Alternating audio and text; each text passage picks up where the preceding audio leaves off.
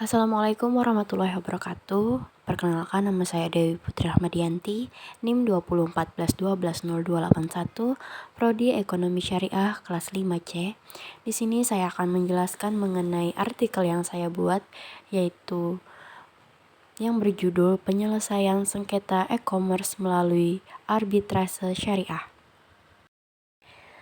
Abstrak. Sebagai sarana info dan komunikasi, internet pula dikenal menjadi jaringan terkoneksi. Dapat dimanfaatkan untuk banyak sekali kegiatan, termasuk bisnis elektronik atau e-commerce. Operator bertanggung jawab atas ketidaksesuaian citra seperti ukuran dan deskripsi produk ketika berbelanja online, menyebabkan dilema dan kerugian bagi pembeli. Masalah aturan ini ditangani dengan memakai pendekatan aturan dan konseptual, hak serta tanggung jawab penjual serta pembeli diatur dalam pasal 612 dan 1419 ayat 1 pasal 49 PP PSTE. Pelaku bisnis bila menjual barang secara media sosial diharuskan menyampaikan info akurat serta lengkap. Pelaku usaha adalah wajib mengubah porto, kompensasi, serta atau bunga kepada konsumen, serta penyelesaian sengketa bisa dilakukan melalui arbitrase syariah apabila terjadi ketidaksepakatan pada barang yang diperjualbelikan. Demikian sebagaimana diatur dalam pasal 1243 KUHP Perdata. Persidangan buat memenuhi unsur prestasi damai pada mana pihak-pihak yang bersengketa atau gugatan ingin menyelesaikan perselisihan mereka perihal hak-hak langsung yang mereka kuasai sepenuhnya diklaim arbitrase. Keliru salah satu badan arbitrase yang berwenang merampungkan sengketa perdagangan syariah. Artinya arbitrase syariah atau dikenal juga menggunakan arbitrase syariah nasional atau Basyarnas, penyelesaian keterangan saksi atau induk, pencabutan permohonan, pilihan, pendaftaran pilihan, serta aplikasi pilihan Basyarnas. Latar belakang. Perlindungan aturan adalah menjaga kepentingan pengguna transaksi e-commerce atau hak asasi manusia yang dijamin pada undang-undang. Pada hal ini, proteksi hukum konsumen merupakan menjaga kepentingan konsumen melalui transaksi e-commerce. Bagi platform e-commerce bermunculan saat ini memungkinkan jual beli berbasis jejaring sosial yang mana produk ini mendapatkan keuntungan dari penipuan. Akibatnya, tujuan perlindungan hukum adalah untuk menjamin kepastian hukum dan melindungi konsumen. Tujuan konsumen perlindungan adalah menghilangkan sejumlah aspek negatif perdagangan yang timbul dari konsumsi barang dan jasa. Kemudian dalam kebanyakan kasus, hambatan muncul dalam praktiknya. Misalnya penjual mungkin berjanji untuk mengirimkan barang lebih awal dan meminta pembeli untuk mentransfer setengah dari pembayaran di muka. Namun keesokan harinya, karena masalah administrasi, mereka mungkin meminta pembeli untuk melunasi hutangnya. Penjual menghilang setelah pembeli membayar dan nomor telepon pembeli tidak segera diaktifkan. Problem lain yang seringkali ada adalah saat pengirim serta kualitas barang yang dipesan tak jarang tidak sesuai pada komitmen awal yang dirancang oleh pihak perdagangan. Oleh karena itu, dalam artikel ini akan membahas tentang penyelesaian sengketa tentang pelanggaran transaksi yang memanfaatkan bisnis internet melalui intervensi syariah. Metode penelitian. Pembuatan artikel ini menggunakan pencarian perpustakaan.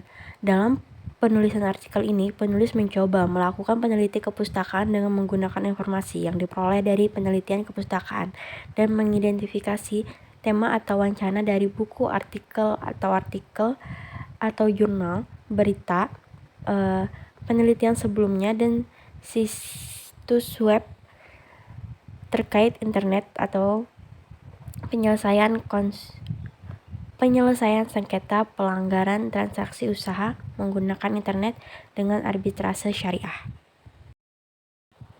Pertumbuhan transaksi perdagangan berbasis e-commerce.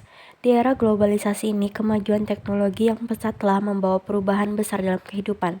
Penghapusan pembatasan yang membatasi perdagangan internasional dan pergerakan modal dikenal sebagai globalisasi. Pasar barang serta jasa yang ditawarkan telah berkembang akibat pesatnya pertumbuhan ekonomi global. Perdagangan bebas dan kemajuan teknologi, telekomunikasi, serta info produk kini bisa mengintegrasikan seluruh pembawa berita untuk mempermudah aktivitas insan sehari-hari. Internet menjadi semakin wajar pada konteks jaringan komunikasi dunia yang semakin terintegrasi. Itu mengecilkan dunia dan mengaburkan batas-batas negara, kedaulatan, dan tatanan sosial pada saat yang bersamaan. Maraknya e-commerce pada banyak sekali bentuk, di antaranya perdagangan enceran, pelelangan barang, penyediaan jasa, serta sebagainya. Artinya yang akan terjadi dengan dukungan ekonomi digital terhadap era perdagangan dunia. Toko online, pasar digital, e-commerce mall, toko online, serta lain-lain sudah menggantikan toko tradisional. Pertumbuhan ekonomi digital ini tentunya akan menyampaikan akibat positif serta negatif bagi kehidupan ekonomi dunia yang tak lagi berbatas menggunakan suatu negara. Pemerintah mengesahkan Undang-Undang Nomor 11 Tahun 2008 yang sekarang sudah diperbaiki menggunakan Undang-Undang Informasi serta Transaksi Elektronik atau UU ITE tahun 2016. Penggunaan teknologi informasi serta komunikasi diatur secara umum menggunakan Undang-Undang ITE. Kitab Undang-Undang Hukum Pidana masih dirujuk pada undang-undang yang memperluas cakupan hukum e-commerce. Bentuk-bentuk transaksi perdagangan pada e-commerce. Ragam bisnis bisa dikenal oleh pelanggan dan bisnis adalah bentuk e-commerce yang paling umum. Ada beberapa jenis e-commerce selain keduanya, termasuk 1. Business to business. Tak jarang dianggap menjadi transaksi B2B. Ini merupakan transaksi antara usaha baik pembeli dan penjual. Satu-satunya pertukaran berita yang terjadi ialah antara mereka berdasarkan pada agama dan kebutuhan. E-commerce B2B sudah berkembang lebih pesat dari bentuk e-commerce lainnya. Kemudian, business to consumer.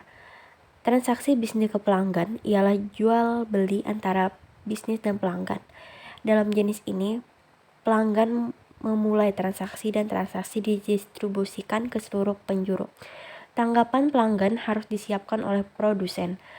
Karena begitu banyak digunakan oleh masyarakat umum. Dengan bentuk yang biasanya dipergunakan ialah bentuk yang berbasis website. Kemudian ada bentuk customer to customer. Transaksi pelanggan ke pelanggan adalah transaksi di mana dua orang atau lebih menjual barang satu sama lain. Kemudian customer to business. Transaksi pelanggan ke bisnis adalah transaksi di mana individu dapat menjual barang ke pembisnis seperti webs, market, printselance.com.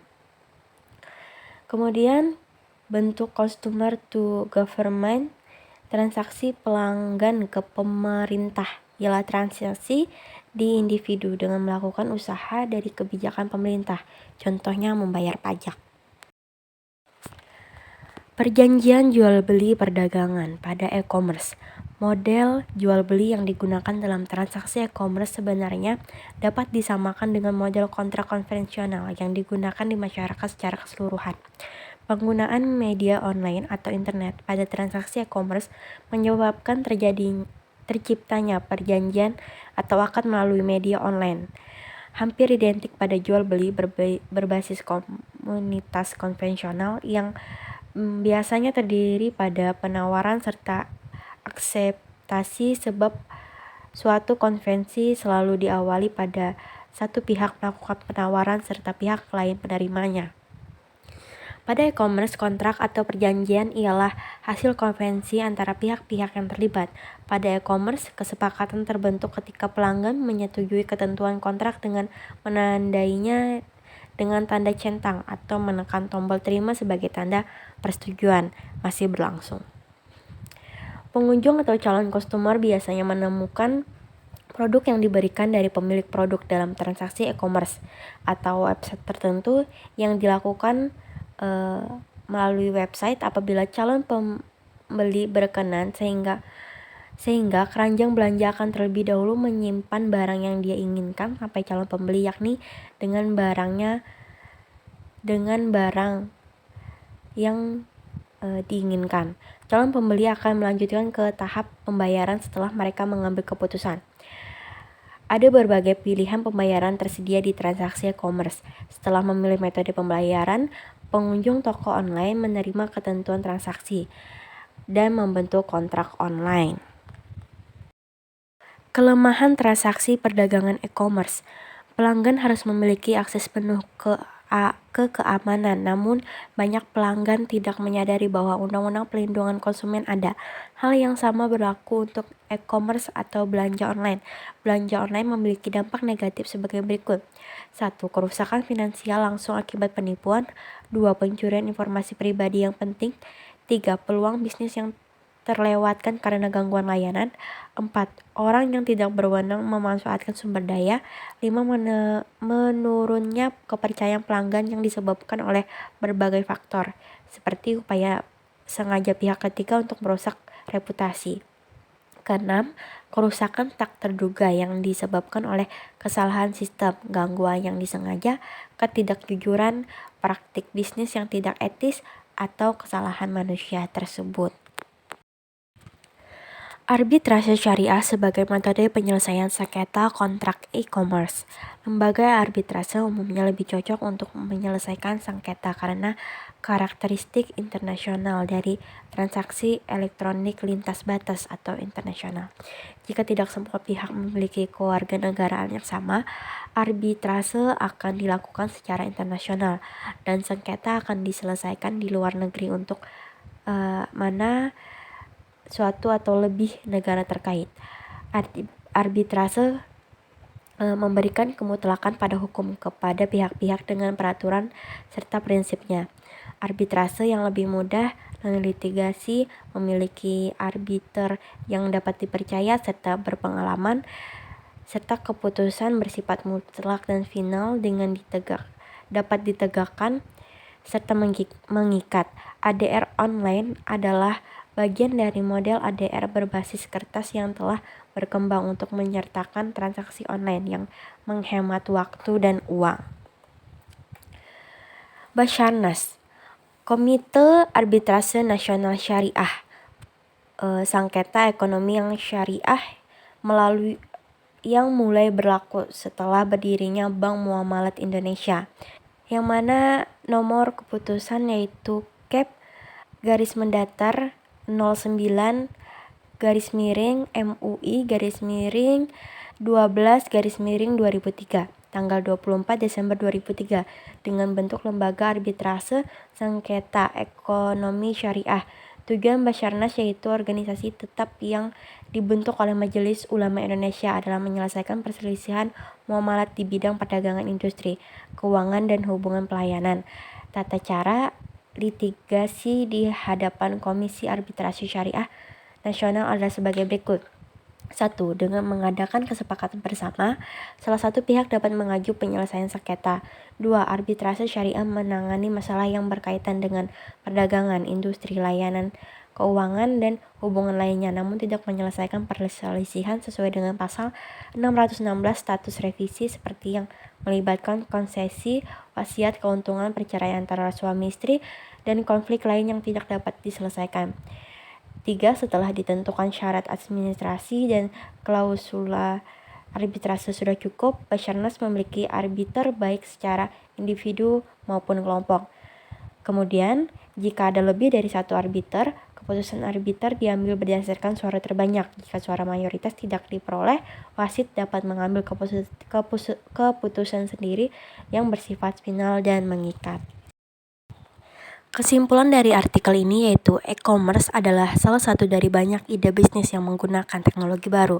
Ini berfokus pada bisnis yang relatif baru dan terkadang tumbuh dengan cepat. Dunia bisnis sangat dipengaruhi oleh perdagangan elektronik, terutama dalam hal memperluas upaya pemasaran perusahaan untuk mencapai tujuannya. Dengan ratusan ribu transaksi yang terjadi setiap hari, diantisipasi bahwa intensitas transaksi bisnis domestik dan internasional akan meningkat setiap hari, yang menyebabkan peningkatan jumlah sengketa. Sengketa niaga sering disebut sebagai sengketa yang timbul untuk kepentingan bisnis. Arbitrase adalah bagian dari cara penyelesaian sengketa pada luar pengadilan tentang tujuan. Melalui diskresi, Indonesia dikenal mempunyai tujuan debat melalui hegemoni pada pandangan syariat Islam melalui Badan Mediasi Syariah Publik atau Basarnas, sebuah badan di bawah naungan MUI serta konstruksi hierarkis dari Majelis Ulama Indonesia dengan menggunakan kaidah serta prinsip arbitrase. Penyelesaian sengketa melalui arbitrase lebih menyampaikan kepastian aturan pada para pihak. Ini termasuk solusi yang efektif, baru, serta kohesif. Arbiter yang bisa dianggap serta berpengalaman, serta keputusannya final, mengikat, dan mempunyai otoritas eksekutif. Demikian yang dapat saya jelaskan mengenai artikel yang telah saya buat. Mohon maaf apabila ada terjadi hilaf dari perkataan saya. Saya akhiri, akhirul kalam. Wassalamualaikum warahmatullahi wabarakatuh.